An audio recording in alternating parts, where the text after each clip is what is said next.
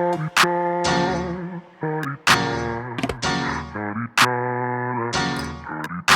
out the way. Who got a watch? Who got the time? I'm raising the clock. Even in my feelings, grind don't stop. Got big dreams, want bigger rocks. I got plans, you got talk. Heard it's real cheap, but it's really gon' cost. I'm tryna get these ends, building empires with my friends. I'm about handling my business. No time for stress over bullshit. You think success is an option? I'm tryna get this shit poppin' like woo. Big moves, my rules. Y'all heavy on the tweeting. I'll disappear a whole season like woo. Who said they looking for me? I'ma make you. Hey you guys, 76% of you who view my videos are not subscribed. When you view the video, please subscribe to the channel and hit that like button for me. I have been off for a little bit. YouTube is punishing me because I was not posting. And so I need likes and subscribers to help me get pushed back up into the algorithm and get more viewership. I appreciate it. Thank you. Hey, Marie TV family. Everything I say is alleged, just in my opinion, and it is for entertainment purposes only. First things first, to all the beautiful, wonderful mothers out there, happy Mother's Day. I hope you have a wonderful day. So we're on to season 8, episode 2, Martel All Interview. So the first 2 episodes, based on the title, it gives kind of the perception that these shows are specifically about Martel. And they're not, especially episode 2, it's not. What this is about is Carlos King trying to thread in more people to bring some kind of new energy to the show, but it's just more mess. You know, it's just more mess and chaos because he thinks that's what everyone wants to see, and he thinks that's what makes for good television. But honestly, the show's messy enough. It would be nice to bring some class and some education and some, you know, wealth and wisdom to the show. That would have been a breath of fresh air. This is just more mess. So it picks up where we left off on the last episode. It's his podcast where he used Melody to introduce, and her crowd to introduce Sunni and Moses. He knew that was the optimal situation to introduce them. It gets their name out. He felt like it was in front of a lot of content creators who would have ran with their story. And it was just a way for him to push this narrative that Sunni and Moses are going to be on the show. And they are, you know, their whole story. Sunni was Destiny's producer. Moses is her ex.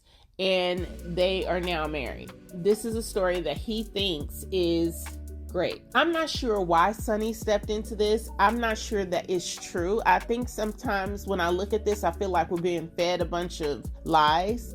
I think the whole thing could honestly be fake because we know Destiny doesn't have a storyline. She doesn't have anything to talk about. So without this type of situation, would it have been possible for Destiny to come back on the show? And the answer to that is no. I just want to kind of take everybody back because it feels to me like people have forgot why Destiny left the show. When Destiny was on the show, Kimmy, producers, a lot of people were saying Destiny is not sharing anything about herself. And we watched that. Destiny was saying that there was some type of gag order on her divorce. She could not discuss anything about LeBaric. She was not introducing Moses to the show. We never saw her and Moses as a couple on this show. And I think right now they're trying to recreate a narrative as if Moses was a thing on this show. I think right now they're trying to push the narrative that Destiny and Moses were together on the show. That never happened. Destiny was removed from the show because she was basically constantly coming at Mel, constantly being closed down, not talking about anything, not sharing anything, and she would not share Moses on the show. The last reunion that she was on, Carlos King confronted her with, where is Moses? Why are you sitting on the show by yourself? Where is your man? This is a person you're all over the internet saying is your man. Where is he? Moses never showed up for her on this show. So now the narrative is that was her man, and this woman, Sunni, was her producer, and Destiny shared all her business about Moses to this producer, and the producer came behind her back and stole Moses. Destiny 100% did not share her business about Moses, and Moses was not something that they talked about regarding this show because Moses was never on the show. And I think people are forgetting that because people are emotionally caught up in the fact that they feel Sunni wronged Destiny. What Sunni did wrong? Absolutely. It's too many dicks floating around this world for you to be hopping on one your girlfriend, your associate, somebody close to you knew had. It's too many of them. But I also think that people think about relationships differently based on who you are, how you were raised, your religious beliefs, everything. And I think there is a kind of perception right now that hoes stay winning because they are winning, because their idea of how they pursue relationships is different than the traditional woman. And the traditional woman is losing because Black men are a hot commodity. There's not a lot of them. So there is rich competition for a Black man. So what Black men are doing is they're trying to figure out who can benefit them most. In Moses' eyes, Sunni looks like a come up. Destiny has never been a come up, not a come up as a wife, not a come up as a friend. She's not. Destiny ciphers resources off of people. She uses people. Sunni's saying she gave her money. Mel gave her money. Everybody does for Destiny. Destiny gets and she attaches herself to people who she can cipher and suck and take from. That's who Destiny is. Moses is on the come up. Destiny was on the come up. If they both have nothing, they can't benefit each other. It's not going anywhere. It's not moving. Moses is thinking, I'm a handsome man. I can use my looks and me being a Black man and me being a hot commodity to my benefit by hooking up with a woman who has more. So Destiny did not meet his threshold. Sunni did. And Sunni was desperate enough and ready enough to hop on and say, okay, yeah, this is me. And Sunni does not have a relationship view that others have. She does not see herself as a side chick. And to be perfectly honest, I believe that we're throwing this side chick title around just way too freely. I think Ariane Curry is a certain level of a woman who is, I just feel like when you say side chick and everybody becomes one, I don't think that's appropriate. In my opinion, all things in this space are not equal. Ariane Curry is a different type of low. I believe that side chick is an acceptable title for her because that's what she was. She knowingly messed around with a married man for years on years on years. When you have Sunni, who was in a friendship or relationship, however they choose to call it, with Destiny, and she knew that Destiny used to date Moses because per Destiny and per Moses, they were not together at the time him and Sunni got together. That's what Destiny said. They've been broken up for 5 months. Sunni and Moses said they have not. If you don't choose to believe that, that's fine. We don't know the truth. We'll never know the truth. We only know what they tell us. But in any event, should Sunni have dated Moses? No. No, she should not have. But is she a side chick? And the answer to that is absolutely not.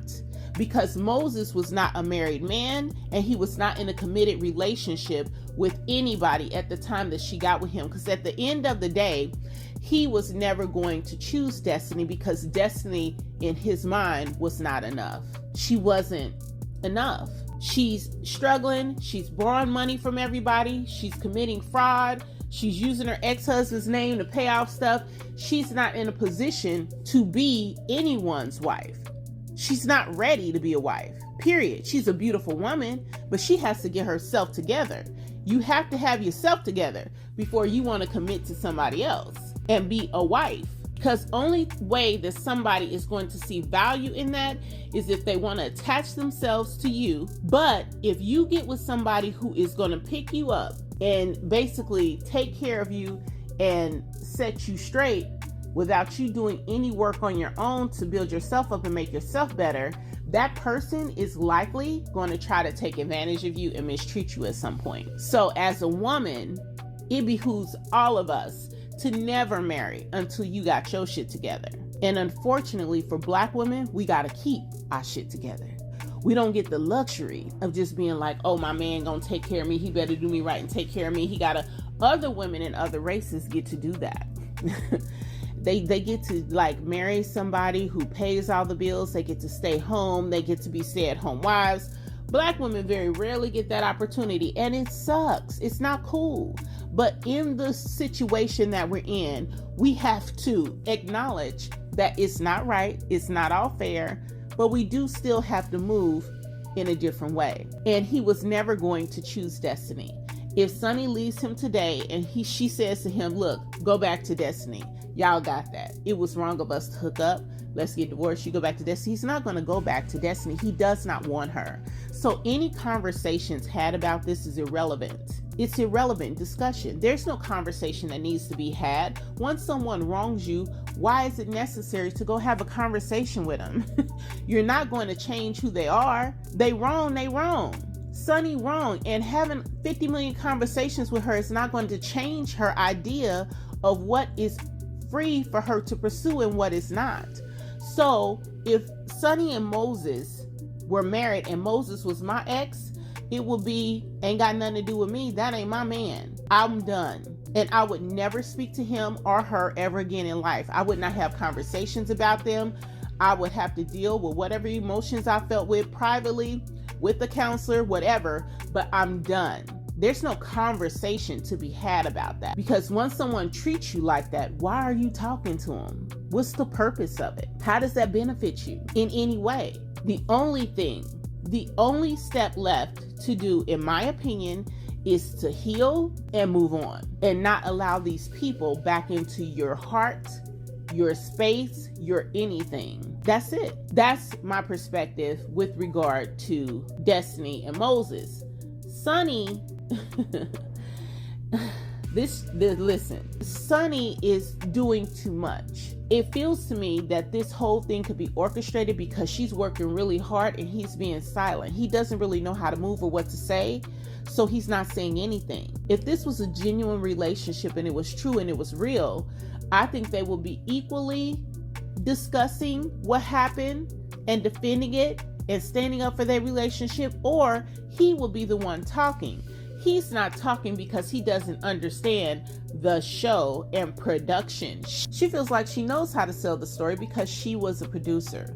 She feels like she's good at this, and she's a person who was behind the camera saying, I know how to make this go. So now she has the opportunity to be on camera and she thinks she's killing the game. She's not. She looks awful.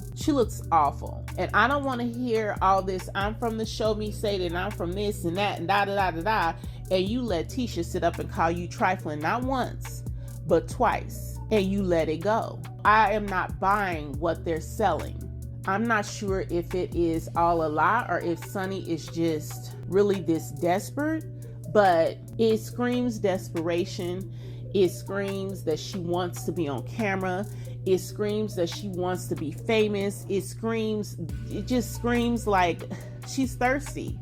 She is thirsty as hell. And for a man who cheated on this woman for however many years he was married previously, who was dating multiple people when he met you, who is now marrying you, and you used to be the producer of his ex, his moral compass is out of whack. He has no morals. So I wouldn't be too worried about the Sunni and Moses situation because that is going to take care of itself. And she's going to be the person with egg on her face because she's the one out here trying best to sell the story. But in her mind, I think she doesn't care how it ends. She just wants the limelight. She wants to be on. I don't think she cares about Moses any more than he cares about her. They have decided that this is an opportunity that they are both going to seize to come up. They're going to utilize each other as long as it takes for it to get them where they need to be. And once they have used each other enough, they will agree to move on. And I don't think it's going to bother either one of them. I just think she's going to take the greater hit because she's the one talking and running her mouth. I don't feel sorry for any of these people. I don't care that this is happening to Destiny. Destiny's not a kind, nice person. Destiny, when we say, karma, this is what it looks like. So Destiny probably has a lot of these situations she's going to run into because she hasn't been kind and nice to other people. Sunni and Moses, they're using and seizing this opportunity to get themselves out there, to make a name for themselves, and then once it's done, they will move on to the next win. This is a business arrangement for them, and they, in their minds, are winning. This is not something that they care about. People calling her a side chick and people saying all these things about her. She does not care. In her mind, in his mind, they're winning, whether their relationship is legit or not. He was never going to choose Destiny, period. To conclude scene 1, this Sunni and Moses rollout, Carlos's podcast that is supposed to be about Melody, that drew in Melody's crowd, was just another opportunity for him to use Mel and her crowd to sell this storyline about Sunni and Moses, because he is very aware that Tisha, Stormy, Kimmy, they don't have a storyline. In their real lives, they can't tell the truth because they stay in court, they stay getting sued, they owe people money, they have bad business practices, so they can't really delve into their lives. They're messes, basically. So this is his attempt to create another storyline to keep the show going. In my opinion, this is going downhill fast. It's going downhill really fast. But knowing Carlos King, knowing how he moves, you can see how, he would have thought this was a great idea. It's not a good idea. He's bringing them on. He has his content creators that he's asked to cover the show to talk about this like it's a real relevant story. And it's really not. It's not. To me, it gives fake and made up. So that's my opinion on that scene. So scene 2 is Maurice and Marceau are going to see Martell to talk about why he went on a show to talk to a blogger versus talking about why you used revenge P against your ex-wife and threatened to send out a video of her body to the public and why you shared that with people. You see what I'm saying? That's the bait and switch. They're having this animated conversation about why Martell is doing the things Martell is doing, but they never addressed the fact that he did revenge P against his wife. And you want to know why they didn't address it? Their brother right now is publicly stating he has a copy of the video. Ariane has stated she has seen the video. Destiny has stated she's seen all Mel's buried bodies. Tisha stated she knows Mel cheated. And I believe Maurice and Marceau saw that video. So they're going to stay away from this topic. Let's see this season if Maurice and Marceau ever address revenge P with Martell. Let's just for real. If you're really concerned about your friend's behavior, you're really trying to, talk to him and counsel him about being a better person, then this should be a conversation we should see between them, right? Right? Like, come on. But that was not even remotely mentioned at all. But what they can say is we've tried to talk to Martell about his behavior. We've tried to tell Martell to chill. We tried to tell Martell to hang out with us more so we can be good examples for him. It's such bullshit. And they continuously do this stuff because they think people are stupid. And the reason they hate millimeters is because they know we're not deplorables. They know we're not ignorant people. They know that we are catching everything they putting down. They can't get nothing past us, and that's why they can't stand us. That's why they're trying to badmouth us. That's why they are defaming our character. That's why they are slandering the millimeter name.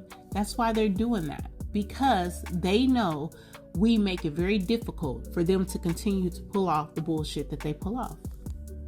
In addition to that, if Carlos King and the people that he has rolled out, if Dustin Ross, if any of them, any other content creators that he has tapped to now review Love and Marriage Huntsville, for every person from this cast that they interview, they should ask them, have you seen the tape? Were you aware that there was a tape? When did you find out that there was a tape? When you're interviewing Destiny, ask her, you said you knew where Mel's bodies were buried. What did you mean by that?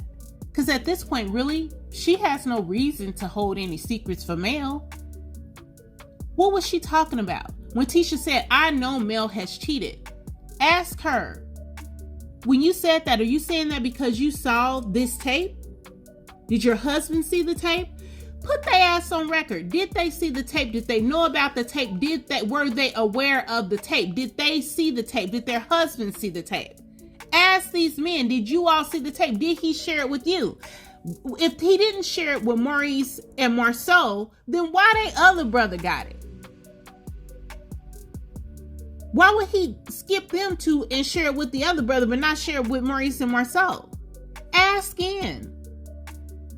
This reunion should be very interesting, very detailed, but also when you're doing interviews throughout the season, there should be questions asked to these people about this tape, because multiple people have said they know some secretive things. They know things that we don't know. They know where bodies is buried. They got stuff on her. We should start not just letting people drop that statement without asking them to further disclose what they're talking about.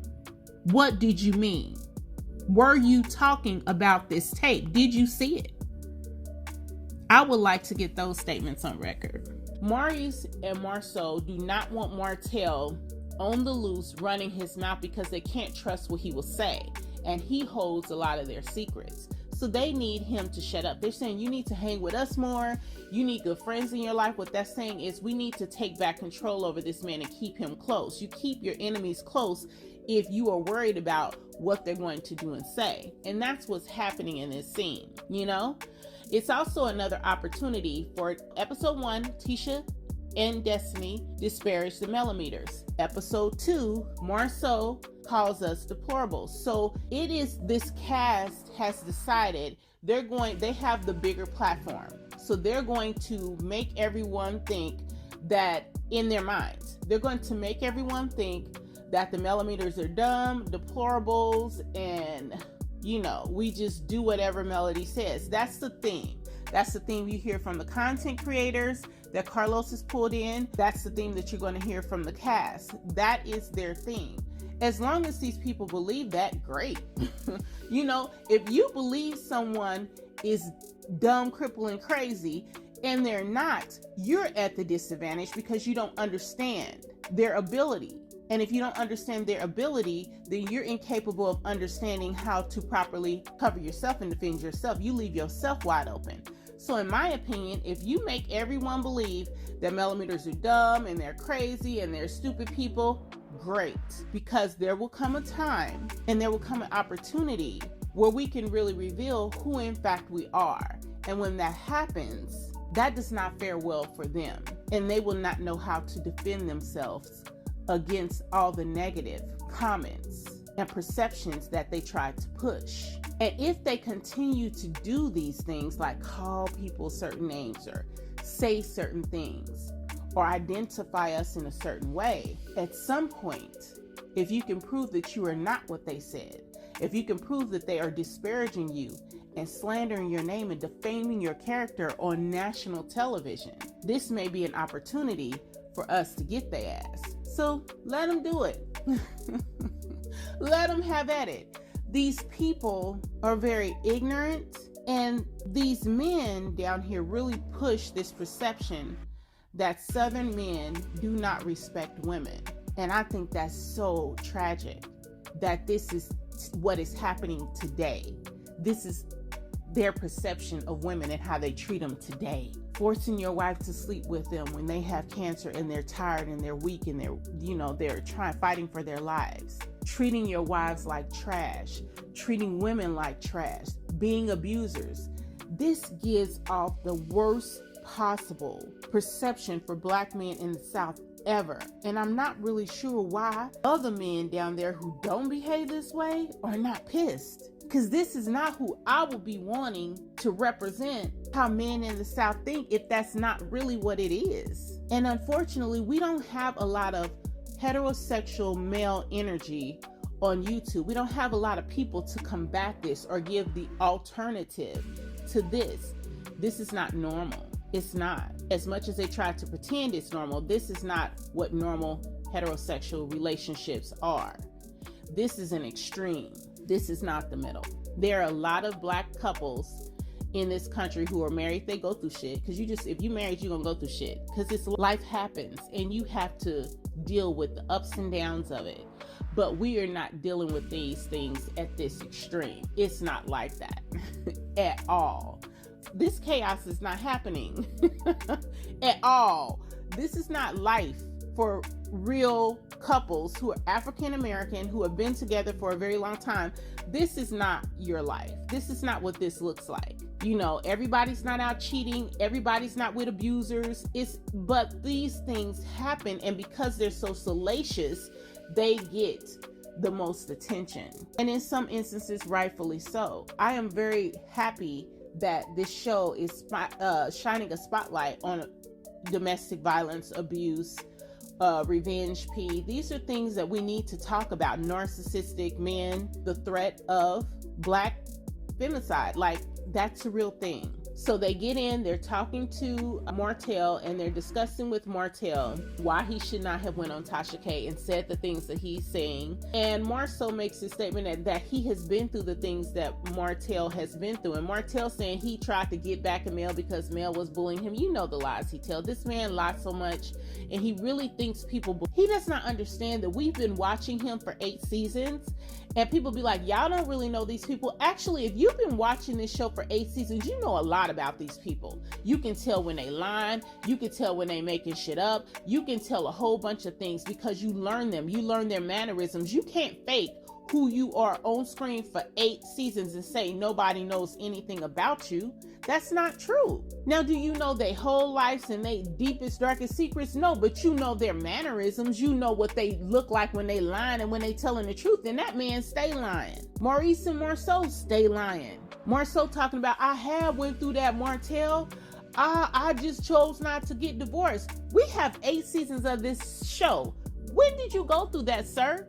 And when did y'all divulge that on the show? Since this is about y'all real life, and this is what everybody is so frustrated with about Carlos King. Mel and Martell are forced to disclose their whole life, and they base this whole show on them.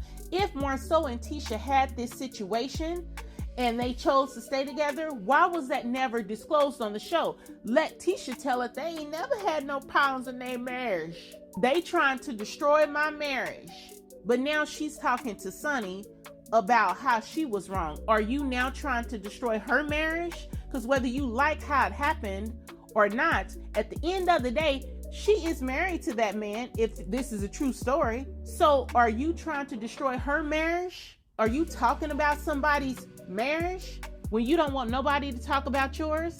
It's the double standards and the hypocrisy for me. Her and Kimmy can get into everybody's business, but nobody can get into theirs. And Carlos King, instead of forcing them to discuss their business, keeps putting on this other, bringing on just bad. Stormy was not interested. She's watching, it's like watching paint dry. Destiny is like watching paint dry. Sunni and Moses, paint dry.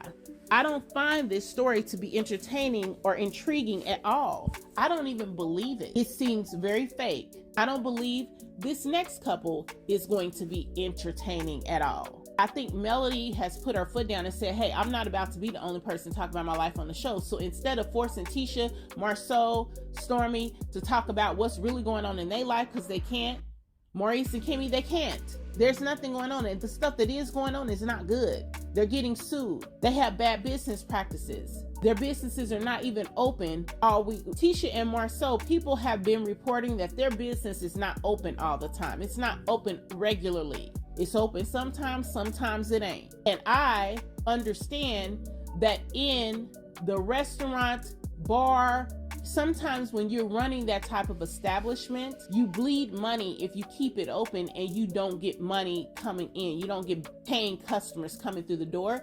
It saves you money to close the door. You make more money with the doors closed than you do with having them open, because you don't have to pay for employees to be there and they have nothing to do. That's just how it is. The restaurant business, the bar business, that's how that works. If you're not selling and you don't have people frequenting your establishment, it's sometimes more lucrative for you to close the doors and cut back on your hours in which you're open, because that's less time that you have to pay staff, period. So that's what they're doing. This whole visit with Martell didn't get anywhere. because he's not listening to anybody. He's never going to listen to anybody because he thinks he's right. So having conversations with Martell is useless. They can keep trying, but it's not going to go anywhere. Martell is a sick, twisted person. And so he believes in his mind things are one way and you can't tell him any different. He's not going to listen. That's what makes him so scary. And so, he's a fragile human being, and you're just sitting around waiting for him to break, and you're praying for the best. That's who Martell Holt is. He's a ticking time bomb. The next scene is Stormy going to Kiki's house, and I was just thrown back. When Stormy walks in the front door, there's trash bags by the front of the house. I'm like, what the hell is going on here? You see the place where they're sitting and it looks neat, and then if you look in the background, it looks like it's a hoarder house. I don't know what's going on with Kiki, but Kiki is just not my kind of folk. Like, she seemed like she lie a lot. I can't. Like, I cannot. Listen, she comes from, Tisha and Miss Wanda and all that, and she is of that caliber. I feel like I just wouldn't want any of these people around me. I wouldn't want to have a relationship with them. I don't know why Stormy is going, her whole role this season is to go to people's house and talk about other people or just run her mouth. She gets dressed up to walk around and talk to people. This is lame, and I really don't care about what this conversation was about because to me it's irrelevant. Neither one of them are bringing anything to this show. They're not relevant, and I'm not sure why they're here. They're just fillers. I'm not interested in Stormy. I'm not interested in Kiki. If they do something interesting, I'll let you know. Other than that, if you want to hear about them, you won't hear it here. I just don't find them to be relevant at all. They bring nothing to the show, so I really don't have anything to talk about. It's just Kiki lying and Stormy getting camera time by going. First episode, she went to talk to Nell. This episode, she talking to Kiki. So Stormy's become, an interviewer. I don't know. It's lame and I'm not interested in it. So on to the next. The next scene is pretty much the same as what I was talking about before. It's Kimmy and Tisha sitting down talking about somebody. This is not about their life. This is about Tisha talking about other situations and Kimmy talking about other situations. This is the second episode that Tisha's been in, and we haven't heard anything about her life, what she's doing, other than, she went to Africa. We went to Africa, girl, okay.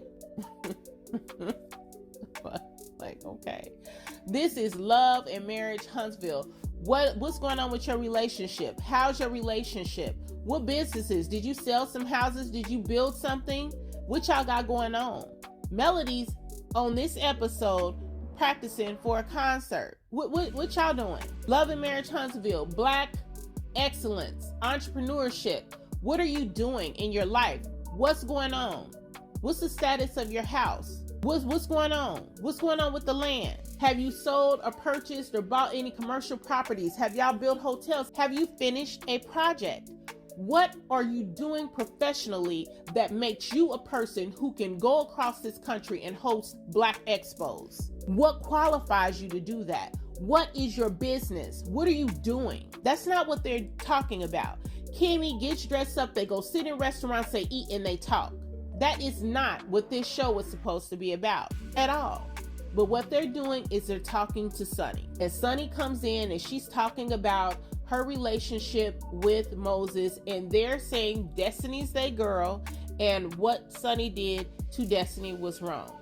Now, how many times can you have this conversation? Sunni doesn't give a shit about y'all thinking she's wrong. She's married to the man. She don't care if you think it's wrong or not. In her mind, she stay winning. It baffles me that they can go this hard for Destiny, who they just barely met, but Melody put food on all their tables and they never said a damn word about Martell doing anything to her. Never said a word, never defended her, never did nothing. But they cool with Destiny? And that's because they are all alike. They feel comfortable in the space of Destiny because they are Destinies themselves. They're users, they're takers, they stay in struggle mode. That's who they are. And I will be so happy when Mel is able to separate herself from these people because they are not equally yoked. And it is so apparent. It's like walking around with the anchor tied around your waist. It would be lovely to see her free from all of this.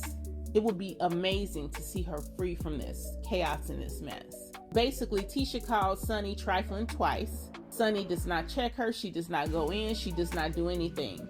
If this is a situation where they're bringing people on the show for Tisha to sit up and check people and people do that, nobody's buying that. Nobody's buying that. There's very few women on the face of the earth that's going to sit up and let Tisha call them trifling twice in their face and they ain't going to pop her. But in these orchestrated settings, she can come off like she hard and she big and she bad. It's produced. But Tisha ain't out in this world calling people trifling to their face. You better believe that. You better believe it. And then they talking about worried about who's trying to go for their husbands. Girl, don't nobody want them niggas. Don't nobody want y'all sorry ass husbands. Girl, y'all good to go. Y'all safe. Y'all are safe.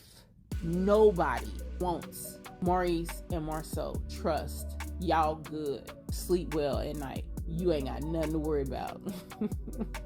So stupid. This show is just so damn stupid to me now. It's just like it's gone so downhill. So basically, nothing was accomplished by this meetup because what Sunni said is what Sunni been saying since we first met her and what she gonna keep saying. But I'm the wife, honey. I won. I got the ring. I'm the wife. That's all she care about. And at the end of the day, that is true. She the wife. So what you gonna do? It ain't nothing they can do to change that. She is married to the man. He ain't going back with Destiny. And if he do, Destiny a fool. So, I mean, okay. She's still the wife. Sunni still got the ring on at the end of this conversation. Nothing changed from this communication whatsoever. It was just Tisha and Kimmy's way of saying they were worried about their men, but you should be worried about them anyway, considering they ass been out in these streets and doing what the hell they wanted to do since season 1. The final scene is Mel and Kiki, and Mel's practicing for a concert event that she has coming up. She's practicing Side Chick, my song. And so Kiki comes in and they sit down and they talking, and Kiki's giving this whole lie that, you know, her mother told Anthony Lofty about, you know, their scenes and all that stuff. And, you know, she's sorry, but she ain't talked to Mel in 6 months. And I'm going to tell you something. These people are truly takers. She was upset with Mel that Mel didn't defend her on the trip, but you let Mel pay for your ticket home. You wasn't that fucking mad. They are users. These people will use the hell out of folks. And I'm learning that in life. People will take from you all day long. It does not mean that they love you. It does not mean that they consider you a friend. It does not mean that they're going to pour into you or that they're going to put you first. It does not mean that they even like you or want to spend time with you. It just means you're an opportunity for them to get what they need from you. And it's very hard sometimes if you are a loving person and a giving person to identify when you're being used. It's very hurtful when you realize who you're being used by, because a lot of times it's people close to you. It's family, it's friends, it's loved ones. So I appreciate the fact that Mel just cut it. She just cut it. And that is not easy to do. And the more you elevate in life, your circle does become smaller. It really does. It becomes smaller. But the important thing that you have to remember, pour into those who pour into you and slowly pull out and back away and change the dynamics. That is so difficult to do. It is hurtful. It is painful, but it has to be done for the betterment of you, or you will give away everything and you will be left empty and feeling like you're bankrupt. And they won't give a shit because they'll be like, I didn't tell you to do that, or you did that on your own, or they don't care. You know, they don't care. Mel has done for every single person on this show and they don't give a shit. And that's real life. And that's what I mean by she's showing and telling us her real story, but she's the only one doing that. No one else is really, you don't get to see the intimate side of their life like you get to see it from Mel, and that's unfortunate. This right here was a huge missed opportunity for Kiki because she came on this show and she got caught up in Tisha and repairing a relationship that she should have just walked away from. She should have talked about her recovery. She should have focused on her books and her business. She should have focused on herself and stayed out of the riffraff, but she didn't. I still think she should have threw that drink on Tisha because that was the highlight of that season. It was epic. I don't care what nobody says, it was epic. It was the best damn episode or scene they've had in a very long time. So, Mel just basically shut her down. I don't have any time or space for this in my life. And she shut her down. She wishes her well, but she cut the relationship off. And that showed a lot of growth in Mel. That showed a lot of maturity in her.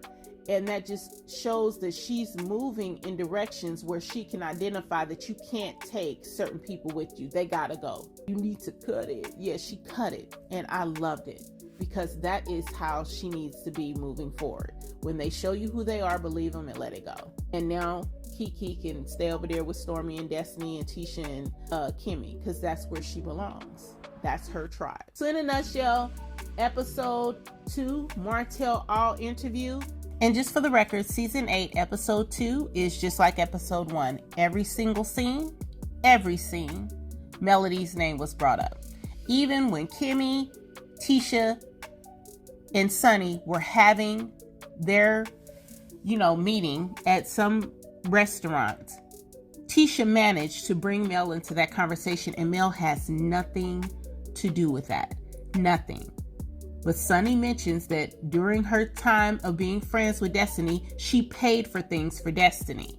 And Tisha said, don't bring up money because Mel did that. And that was a jab. Tisha cannot keep Mel's name out her mouth. She has yet to do a scene without keeping Mel's name out her mouth. And I think it is extremely unfair that every scene in every episode has to be about Mel. But that is why I call my reviews Melody Rodgers, Love and Marriage Huntsville, because every scene always has to revolve around Mel on the show. They have to pull Mel into every conversation they have. They have to. And it's insanity. These are adult people. They have children. They have their own lives. They have their own jobs. Why on earth does every conversation that they enter have to surround and be about Melody Cherie Rodgers? That is crazy. Not impressed. I do not feel this was a good episode. I feel like this show is in trouble. It is really in trouble. I hope Mel is lining up things, and knowing Mel, I'm sure she is, but I really don't want a long stint of time to go without me being able to see her on TV. When this ends, I need to see you immediately. So Mel, get to work. Get to work. We want to see you on the screen. We want to support your next endeavor. We are ready for the next show. We're ready for the next phase. We ready, and I'm excited about what the future holds for you, because this is clearly coming to an end, and I'm happy about that as well. I don't think the people on this show deserve the spotlight that they get and they've gained off the back of Mel. And so I'm excited for this door to close on them and see what they do without her.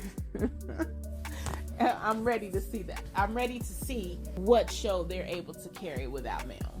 So what did y'all think about it? How are you feeling the season is going? Do you feel like, the story with Sunni and Moses is going to be enough to carry Love and Marriage Huntsville? Do you think it adds to Love and Marriage Huntsville? What do you think about it? Drop me some comments, like the video. Please subscribe to the channel, you guys. 76% of the people who watch my videos are not subscribed. Hit that subscribe button for me, please. And give me some comments. Let me know what you're thinking. I will respond. I will talk to you guys soon. Have a good day. Get out the way. Who got a watch? Who got the time? I'm raising the clock. Even if my feelings grind don't stop. Got big dreams.